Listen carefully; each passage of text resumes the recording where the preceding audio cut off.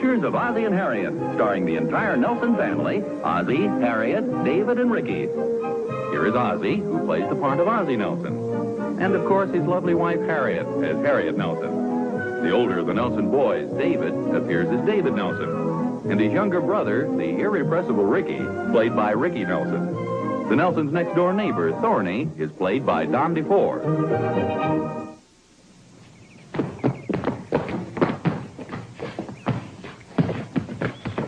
Boys, lunch is almost ready. Let's knock it off, huh? Hey, Pop, when a man comes dribbling down and the other guy blocks you under the basket, isn't that a foul? Oh, yeah, sure. Yeah, but he can't come dribbling right into you, can he?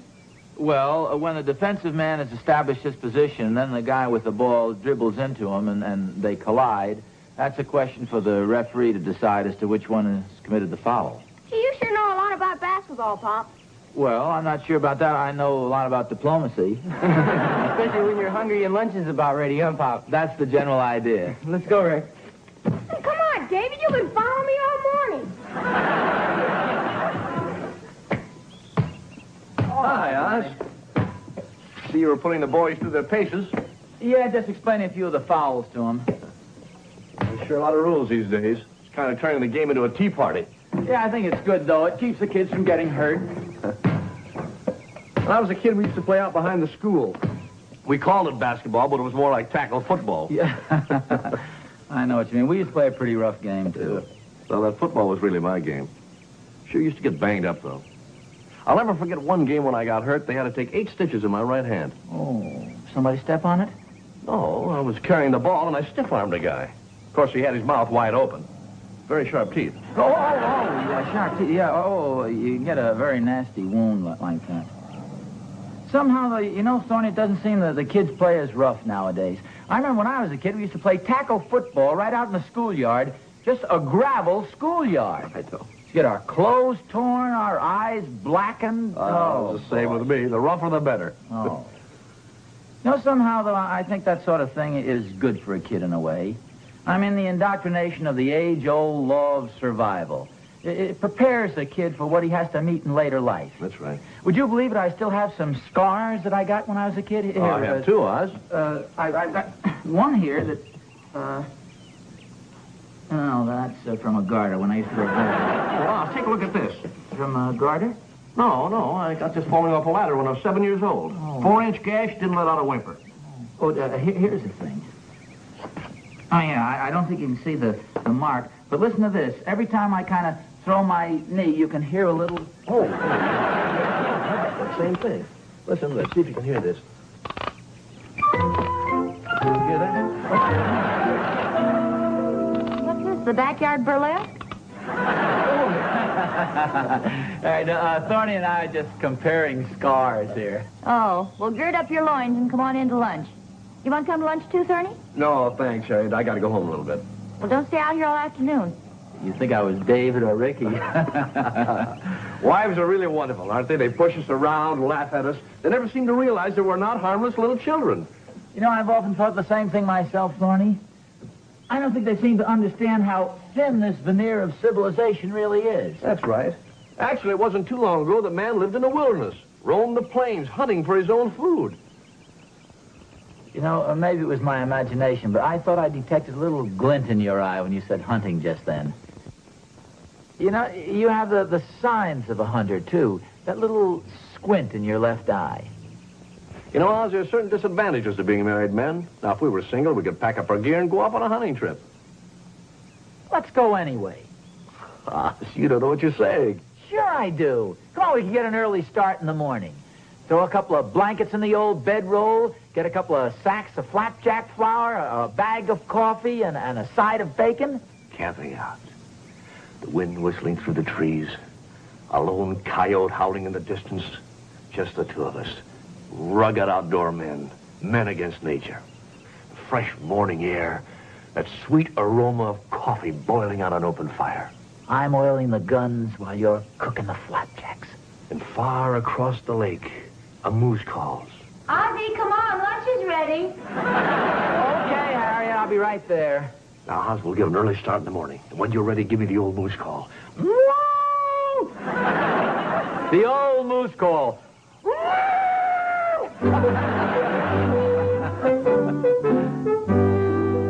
I don't care if you want to go. But isn't this something new, hunting? You've always had trouble swatting flies. What you don't seem to realize, Harriet, is that I'm basically not the mild, gentle creature that you believe me to be. Oh, it's true that I've adjusted myself to meet civilization's demands, to accept the responsibility of a family, but basically there's still a great deal of the savage beast still lurking within me. Well, I don't care if you want to get out of a nice warm bed and go out there and slosh around in the mud and snow for a few days. It's going to be pretty cold up there in those mountains, you know. Well, Harriet, that's part of the fun of the great outdoors. Meeting nature head on. We'll get a real early start. Probably get up about, say 4 o'clock in the morning. You and the boys will still be in bed, of course. You really going hunting, Pop? Oh, where did you hear about it? Mr. Thornberry told me. I ate lunch over at Will's. That's where you were. Yes, miss. What are you going to hunt, Pop? Oh, deer, rabbits, ducks. They're all meat on the table. Will Thornberry was bragging about what a great hunter his father is. Says Mr. Thornberry hunts all the time. Well, maybe Mr. Thornberry is a good hunter. After all, he shot that moose. You've seen it over his fireplace. Yeah, he must have used a big bullet, boy. There's nothing left but the head. They ate the rest of it. A moose is huge. They must have had moose for months. Mr. Thornberry says he used to hunt grizzly bears with a sharp stick. I'm afraid I find that a little hard to believe. As long as you've had your lunch, why don't you go outside and play, Okay, Mom. Can I borrow some money, Pop? I want to get a couple of comic books. Well, okay, here's your allowance. I wish you'd raise your standards of literature. I wish you'd raise my allowance. Imagine the nerve of that Thorny telling Ricky he used to hunt grizzly bears with a sharp stick. Well, I don't know. I wouldn't be surprised if Thorny were quite a hunter. He's the outdoor type. Oh, Harry, are you kidding? He's no more the outdoor type than I am. Just because a man has a sun lamp and no buttons on his shirt doesn't mean a thing. I'll admit I have been hunting in quite a while, and I may be a little rusty, but I can still handle a rifle. Are you sure you want to go through with this? Are you kidding? Of course I do. Well, okay. But when the cold gray dawn is breaking and you're sitting around a campfire eating soggy pancakes and washing it down with coffee that tastes like tobacco juice, don't say I didn't warn you. You mean you really think this may turn out to be an unpleasant adventure? No, of course not. I was only kidding. You didn't take me seriously, did you? No. No. As a matter of fact, I didn't hear half the things you were saying. I was kind of thinking about the trip a little bit. Say, could I have another cup of tobacco juice, please? Of coffee.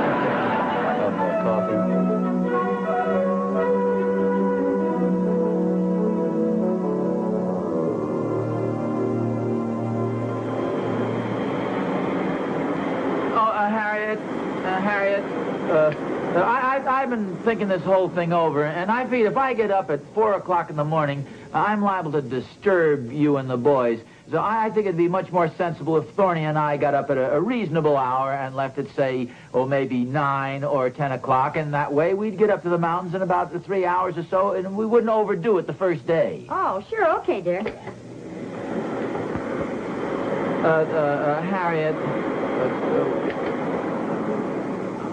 I kind of sense that you're disturbed, a little worried about my going. Now, we can postpone this hunting trip. We don't have to go this weekend. Oh, no. Why should you do that? I think it'd be good for you to get away for a couple of days. Hey, Pop, you seen the paper about the Cachipuku Hills? No, is there a forest fire? No, they found those 3 hunters that were lost. 3 hunters lost? Yeah, they've been wandering around for a week with nothing to eat. Well, you see, things like that can happen to even the best of hunters.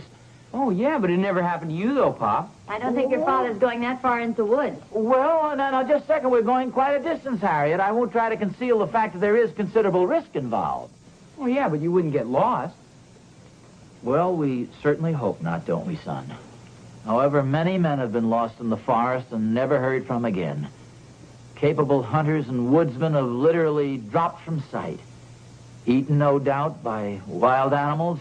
Oh, I don't think you'll be eaten, dear. After all, there are no bears or mountain lions where you're going, so there's no real danger, is there? There's never any danger to hunting if you kill your quarry with the first shot. See, it's the wounded beast that turns and charges. How long are you going to be gone, Pa? Over the weekend. That is, unless Mr. Thornberry backs out. Oh, I don't think he will. I don't think he will either, Pa. Well, you never can tell. After all, he is a family man, and I'm sure he realizes there's considerable danger involved. Not only that, he doesn't like to drive his car in the wintertime, especially through the mountainous area. Gee, I wonder what the weather is up there. Maybe I ought to call the Weather Bureau and find out. Want me to call him, Pa? No, just hand me the book, would you, son? Thanks very much. Pardon me. Oh, hi, Pa. All right, son. Hey, I'm reading some great stuff here. Longfellow. Oh, that's a good boy.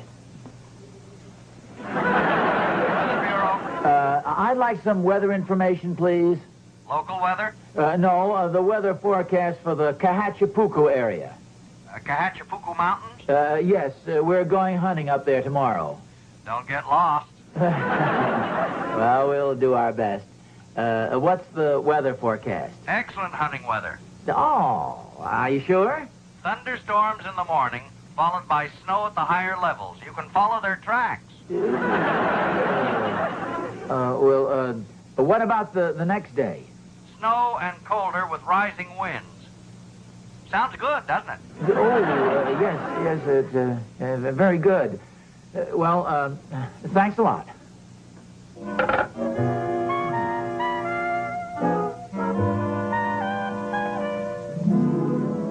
Hey, Pop, listen to this. It's pretty good. From his lodge went Hiawatha, dressed for travel, armed for hunting. Yeah. Warning said the old Nokomis, go not forth, O Hiawatha. Son, why don't you stop reading that silly junk and buy yourself a nice comic book or something? Gee, Pop, I kind of like it. Well, okay. Fearless Hiawatha, heeded not her woman's warning. Forth he strode into the forest. At each stride a mile he measured. Lured the eagle's dying low. Lured the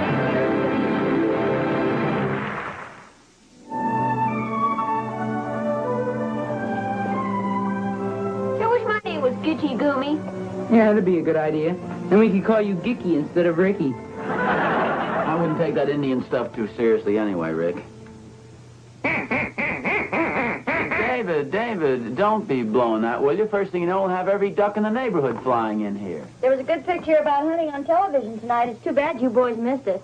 What was that, Harriet? Oh, well, these hunters were up in the mountains, and their provisions were disappearing, and they noticed the tracks of a grizzly bear outside of their cabin. Oh, I've seen that a couple of times. It really wasn't a grizzly bear at all, was it, Mom? No, it wasn't. It was this prowler who had these things that he put on his feet to make it look like the footprints of a grizzly bear.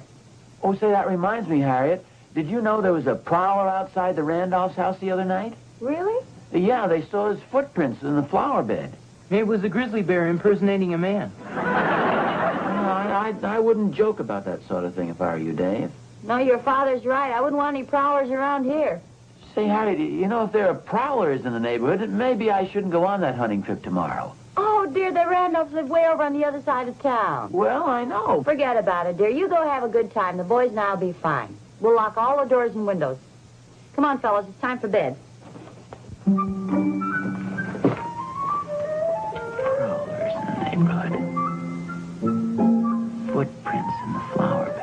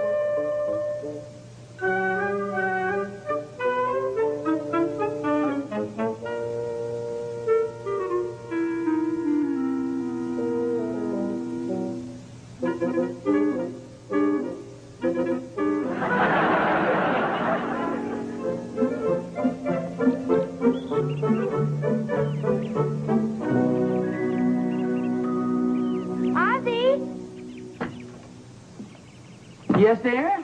Come here, quick. Was something the matter? Come here, look in the flower bed.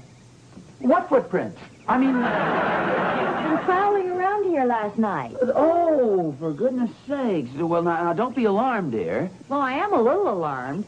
Whoever it was had 2 left feet. Probably some sort of a lunatic. I wouldn't jump to hasty conclusions like that. Ozzie, I'm worried. Oh, well, don't be. For goodness sakes, you don't think I'd go off on a hunting trip with prowlers in the neighborhood, do you? Well, I would feel better if I knew you were going to stay home. Oh, of course I will. You just go in and fix breakfast, and I'll go tell Thorny the whole thing is off. All right. Hey, Oz, I was just coming over to see you. You know that we had a prowler here last night? Well, so did we, Thorny. I wonder if it could be the same one. Well, ours was the first prowler I ever heard of with 2 left feet. Yes, by golly, it's the same guy. Well, naturally, I couldn't think of going away for the weekend under these circumstances. Oh, certainly, Thorny. I understand perfectly. I feel the same way about it. Well, you aren't too disappointed, are you, Oz? Oh, well, it is sort of a letdown. I mean, I borrowed a lot of equipment and all that, but, you know, c'est la guerre. That's You do understand, though. Oh, sure. It wouldn't be right to leave the girls alone. Gee, doesn't it always happen that way? Whenever you plan too much or something, the darn thing always falls through. Yeah, sure tough luck. Well, maybe we can make it next year. Or maybe the year after.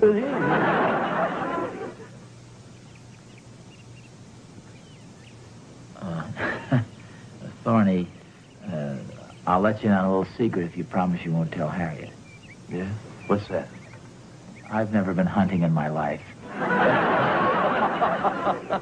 Oz, you old faker, you. Yeah, I guess I am. Oz. You know that big moose head that hangs over our mantel? Well, yeah, sure. Captain's sister won it in a bingo game.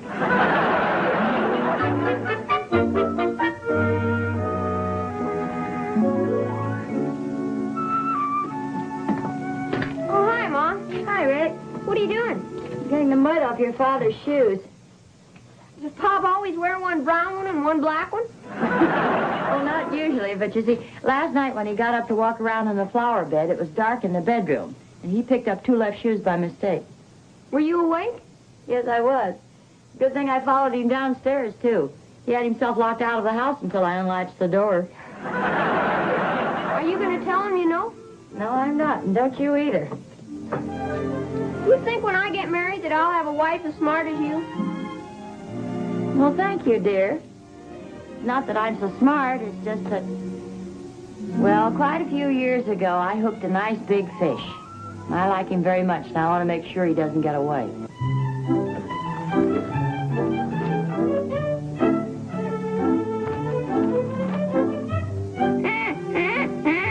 Don't do that, Ricky. You heard Pop. We'll have every duck in the neighborhood flying in here. David's right, Rick. How about this moose call?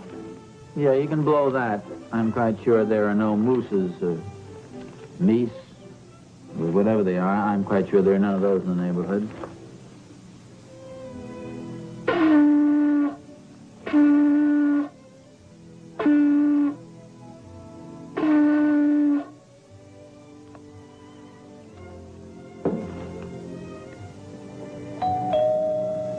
Oh, I'll get it.